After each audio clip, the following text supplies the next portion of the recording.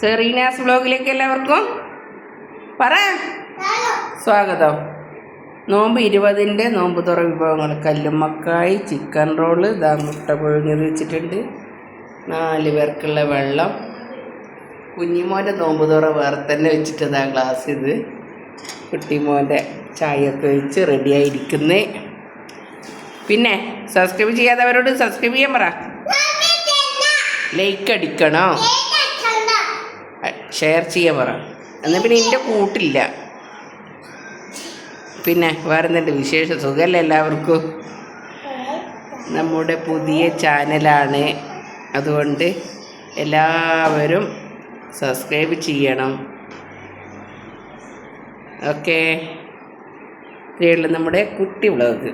നല്ല വീഡിയോ ഒക്കെ ആയിട്ട് നമുക്ക് വീണ്ടും വരാം. ഓക്കെ, ബൈ പറ. ബൈ.